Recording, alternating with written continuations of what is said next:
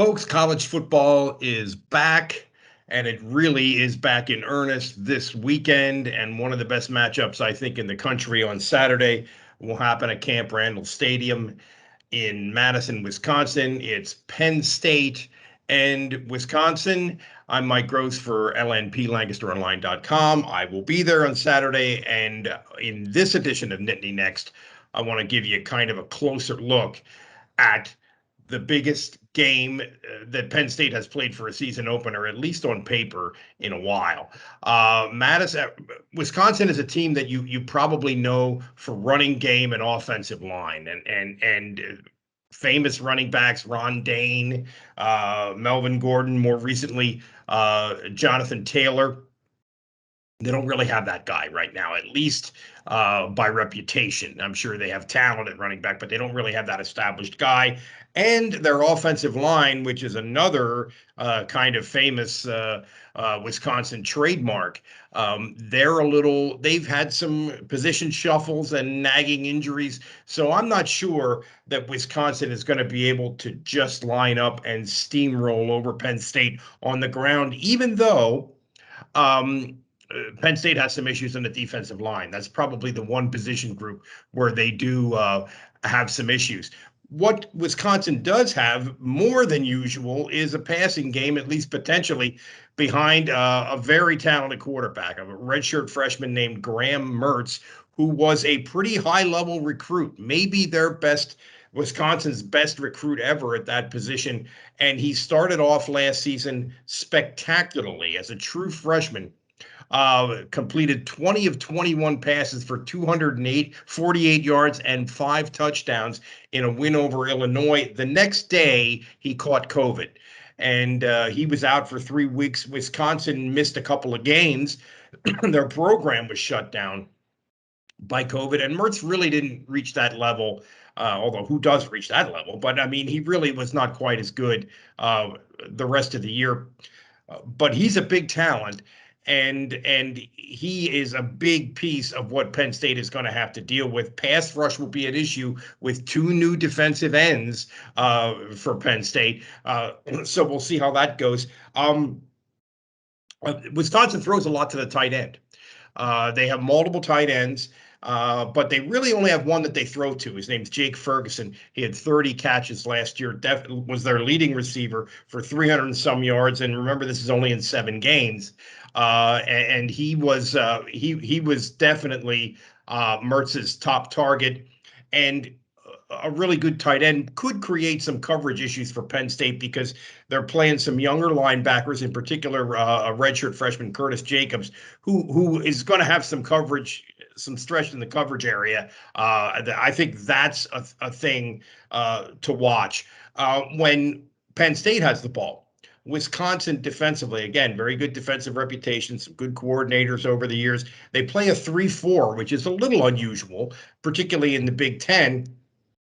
And Penn State might be able to run the ball. I look for Noah Cain, the running back who was so impressive as a freshman in 2019, missed all of last year with an injury. I look for him to emerge from what is really a deep group of running backs. Penn State will certainly try to run the ball. I also think the tight end is a big factor on this side of the ball, too. Penn State has a pretty good group of tight ends, and that they have a redshirt freshman named Brenton Strange. He's a big, crazy, athletic guy, a serious weapon. I think he might be a factor. And if Wisconsin is in that 3-4 and they have to devote linebackers to pass coverage, well, then you kind of have them outnumbered up front, maybe, theoretically, and you'll be able to run straight at them. We'll see. Another big piece of this is Penn State has 2 very good wide receivers, Jahan Dotson and Parker Washington. Dotson, in particular, is really their best player. He's a dynamic guy, big-time playmaker. They need to get big plays from him to come close to their potential.